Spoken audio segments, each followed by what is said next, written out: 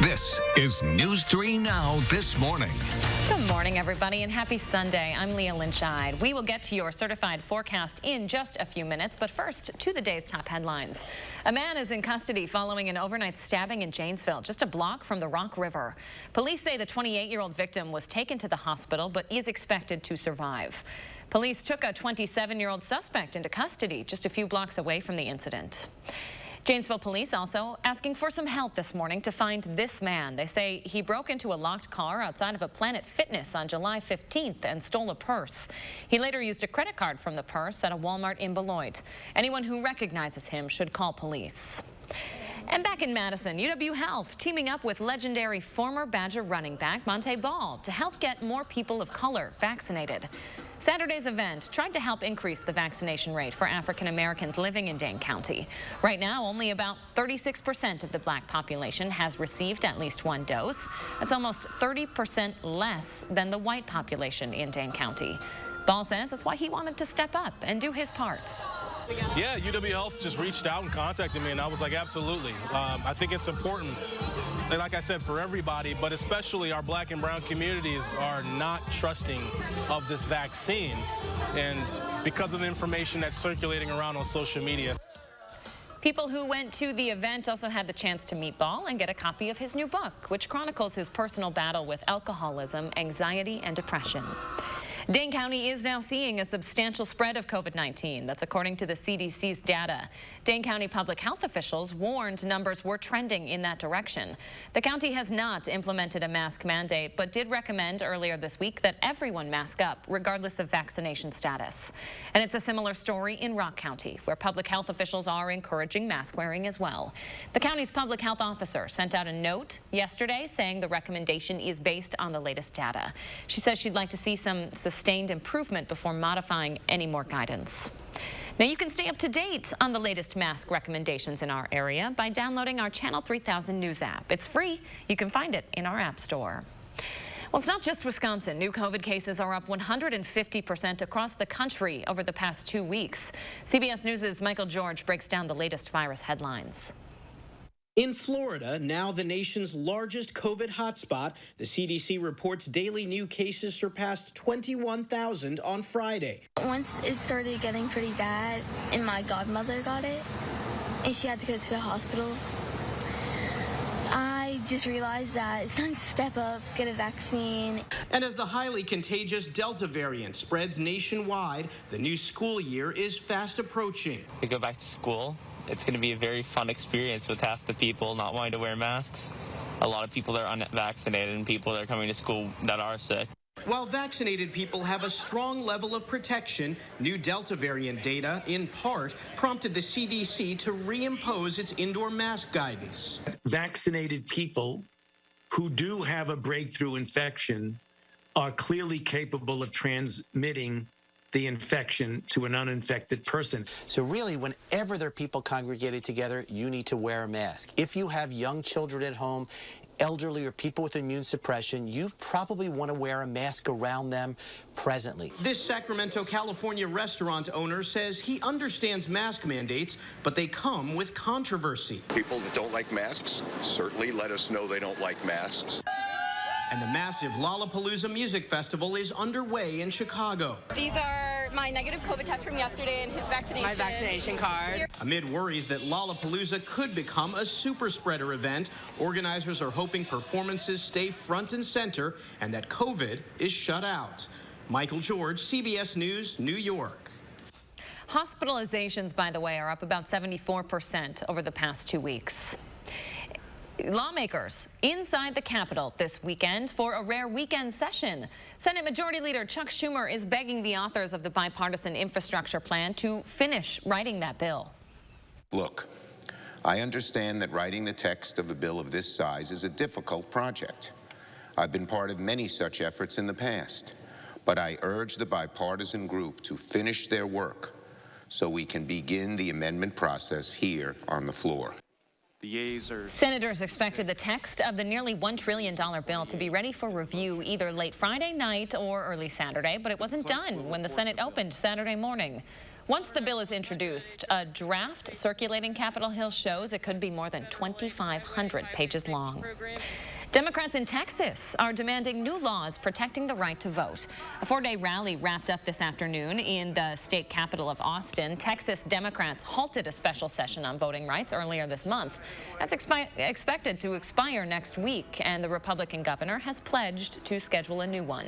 That's why speakers at the rally say President Biden and Congress need to act right now. There are people from every single part of this state who chose to be here right now to stand up and be counted at this moment of truth for our state, for our country, and for democracy. A lawsuit filed by Texas Democrats is pending before the state Supreme Court. Texas Republicans have authorized arrest warrants for the Democratic lawmakers for when they return to the state. Disney facing a lawsuit from one of its blockbuster stars. Plus, how many Americans plan to board a flight soon? Elise Preston has our CBS Money Watch report. As the economy reopens following pandemic lockdowns, MasterCard says Americans are spending on their credit cards. MasterCard use surged in the second quarter, earning MasterCard $1.9 billion in profit and beating expectations. Credit card companies took a big hit during the height of the pandemic as spending slowed. Unemployment claims are near a pandemic low. New claims filed last week dropped slightly to 400,000. The labor market and economy are both expected to recover, but economists fear the Delta variant could bring new challenges. Scarlett Johansson is suing Disney over the streaming release of Black Widow on Disney+.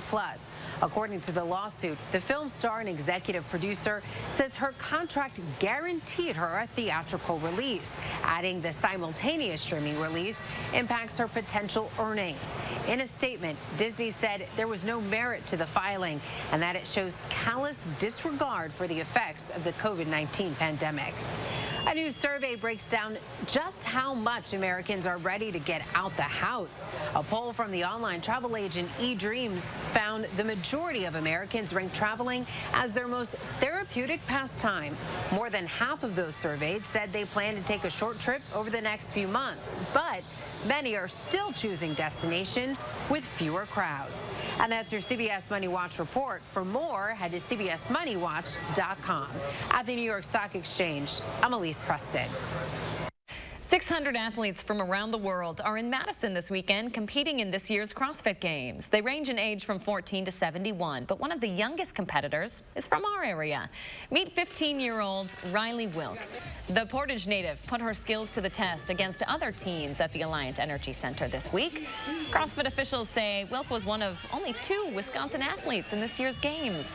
She says she got her inspiration to get into the games from her mom. I saw my mom doing it, and I was like, that's super cool, and I wanted to get involved, but my gym wouldn't let me start until I was like 14. So I was just dying to get started, and I started, and I pretty much just fell in love with it. Riley gave it her best shot this week. Her competition is now over. She unfortunately didn't place, but she says it was an amazing experience.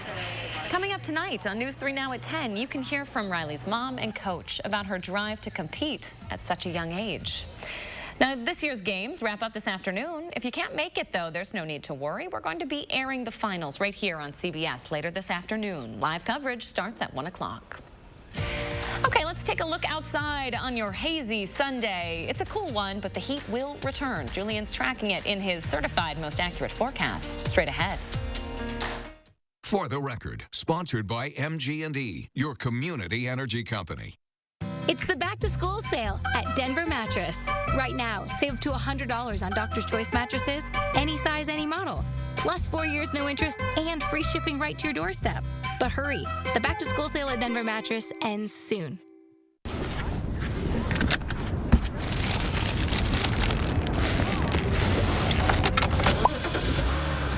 Enjoy a cheeseburger or a McChicken sandwich. Get any 2 for just $2.50.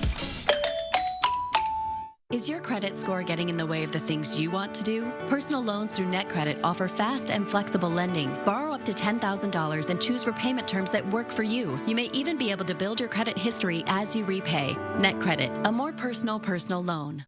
Morgan Murphy Media's Madison area affiliates are expanding our community outreach efforts to attract a more diverse pool of candidates to fill current and future job vacancies. Your local organization is encouraged to assist in this effort by referring qualified applicants. If you wish to be notified of employment opportunities at Morgan Murphy Media, please contact the Director of Human Resources in writing or via email, or check current job listings by logging on to channel3000.com/jobs.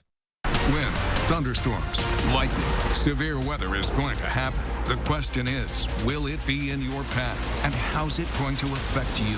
First Warn Weather, your certified most accurate forecast team, takes action when severe weather threatens, alerting you with First Warn Weather alerts, pinpointing where the dangers are and where the storms are headed. On air, online, and on social media.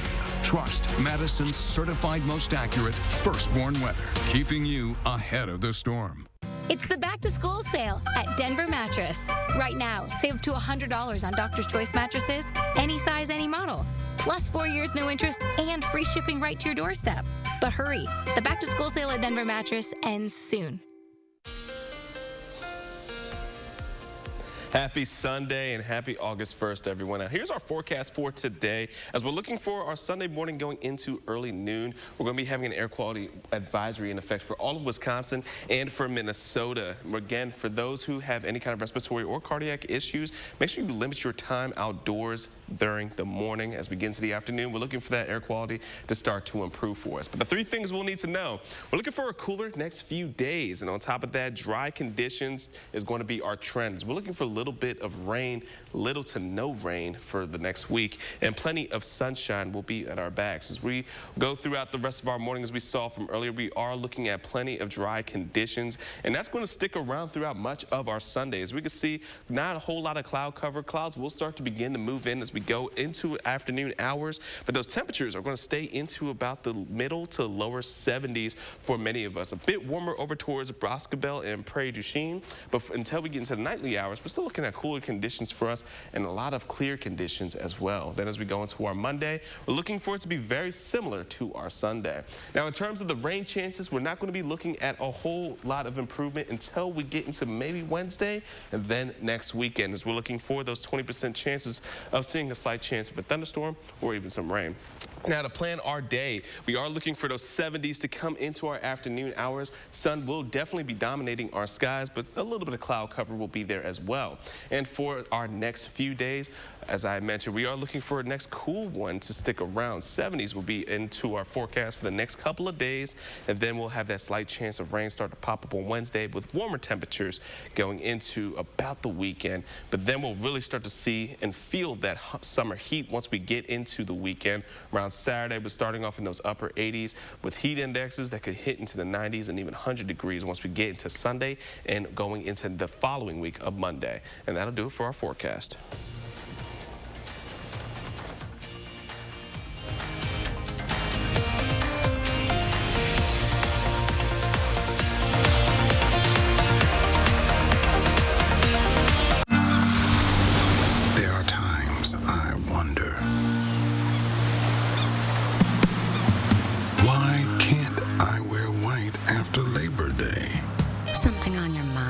Chew on it. Twizzlers. If your credit card debt is out of control, if you're in over your head in monthly payments, there's a secret the credit card companies don't want you to know. If you have more than $10,000 in credit card debt, you have the right to let us settle that debt for a fraction of what you owe. That's bad news for the credit card companies, but it's great news for you. We're Credit Associates, and we're offering you free information on how to completely resolve your credit card debt with a monthly payment you can afford. To see how much you could save, call now. 1-800-914-7929. Don't declare bankruptcy. Don't consolidate. Give us 10 minutes and we could save you thousands. After all, we depend on your success and offer a guarantee so there's no risk to call. Credit Associates. Live better, debt-free. We'll even show you how to use your stimulus money to jumpstart our services and get you debt-free faster than you ever thought possible. Call Credit Associates now to see how much you could save for free.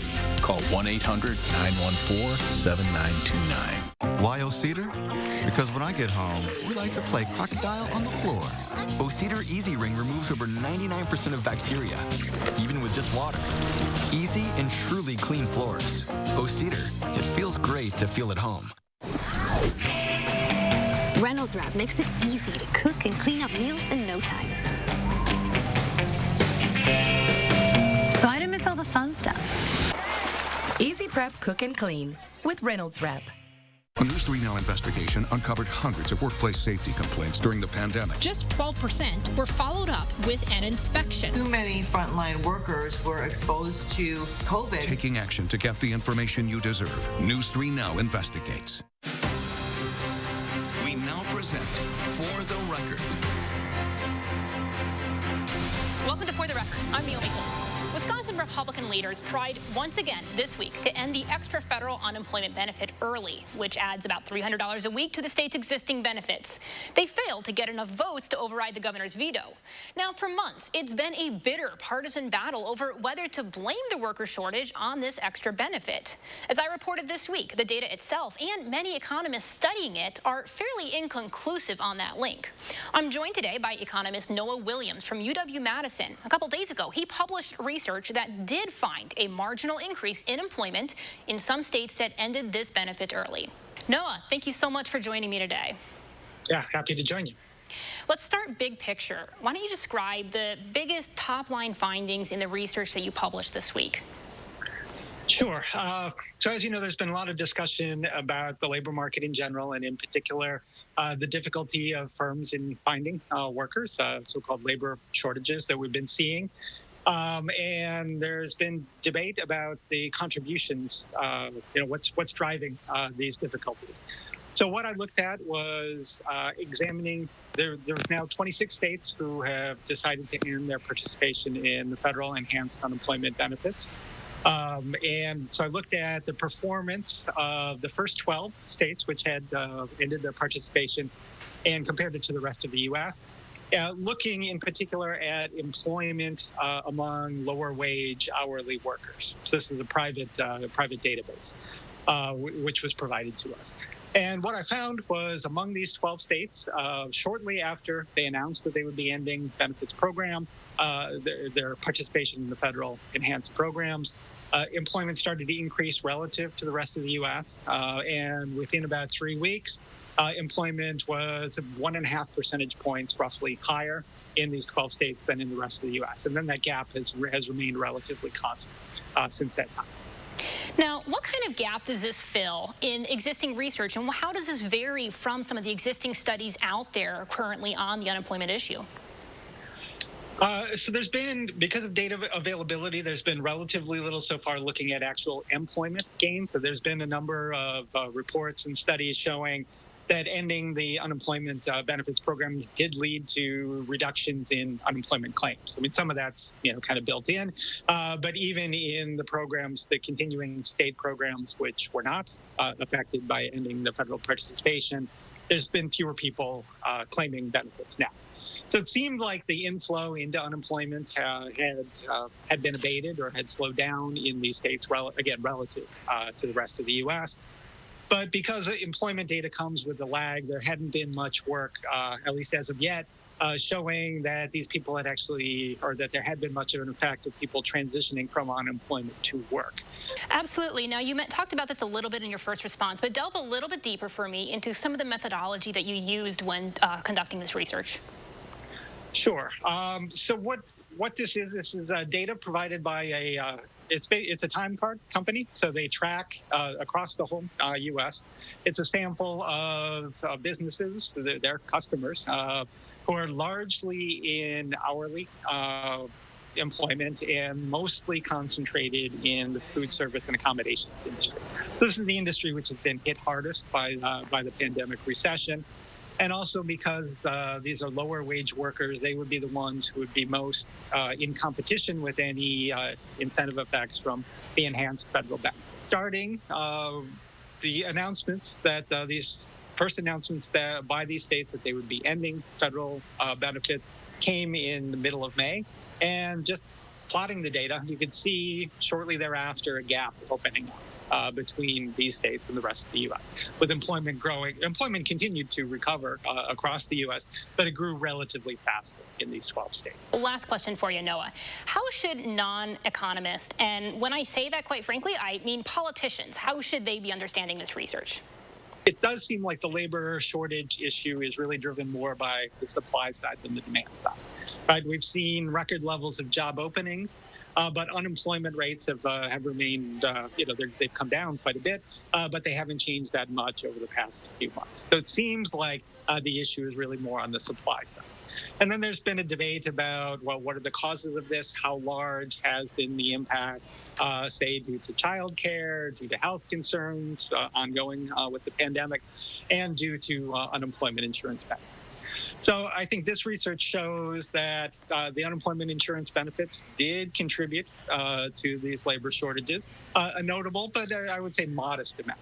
Meaning, 1.5% over this time span. We saw overall employment, even in the states which kept their benefits in this data sample, go up by about 12%. So it's 1.5% relative to that. They could have grown even faster, but it's certainly not the not a silver bullet, not the main. Not going to fix the labor shortage, but could contribute to increasing employment. All right, important takeaways. Noah, thank you so much for joining me today. All right, thank you. When we come back, I'm joined by Congressman Mark Pocan, running through more of the week's top headlines.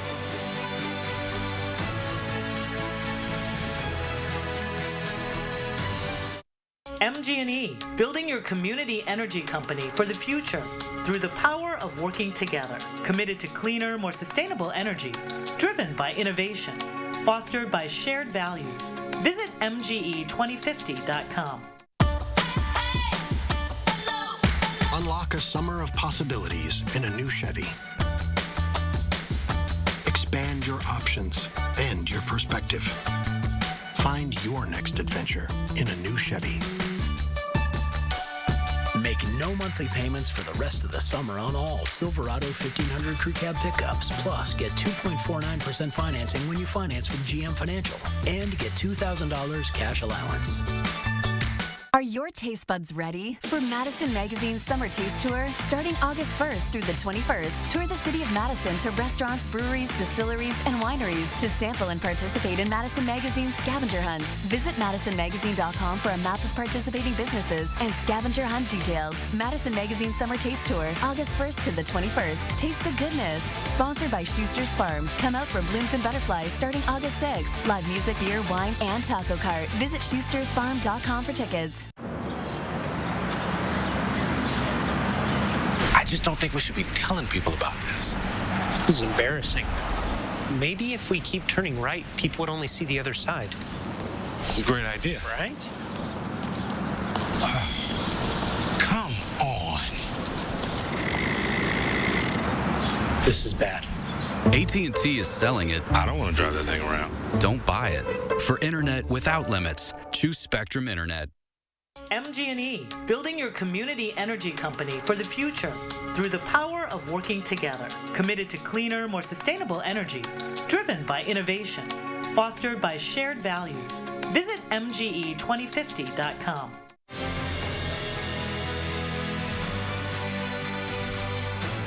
Welcome back to For the Record. We just finished a state budget cycle, and now Congress, they're in the middle of a spending cycle of their own, passing billions of dollars in spending for the Senate to consider this week. 2nd Congressional District Democratic Congressman Mark Pocan sits on the Appropriations Committee.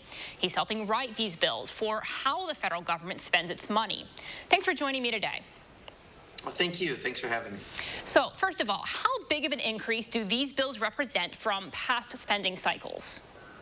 It depends in the different areas. I think, the most significant number that we've been putting out there is on discretionary non-defense spending is about a 16-17% increase, which is significant, but it also is kind of making up for some needs that have been out there for a number of years. And we've passed 9 of the 12 bills this week. Our fiscal year ends September 30th. So we're proceeding well ahead in the House. All right. So That being said, though, despite the passage, Congress isn't necessarily much closer to a bipartisan deal that would prevent a government shutdown come October 1st. And the battle over this is how much to spend on defense. That's kind of part of that. So where do you stand on sending more money to the Pentagon?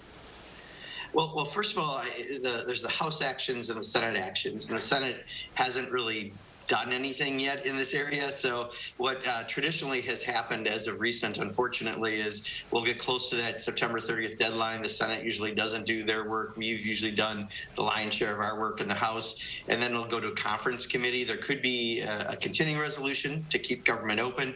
There could be an omnibus bill that's everything put together, but at some point, the House and Senate will have to get together. Having said that, specifically to your question, we had a 20% increase in defense spending in the last 4 years at a time of relative peace. I think that's pretty excessive given how much we already spend on defense, and when the last year and a half, the greatest threat to this country was clearly COVID-19. So for many of us, we would like to see more funds redirected to things like the Center for Disease Control or other health or climate change efforts that are also threats, but just not in the traditional definition of defense. Absolutely.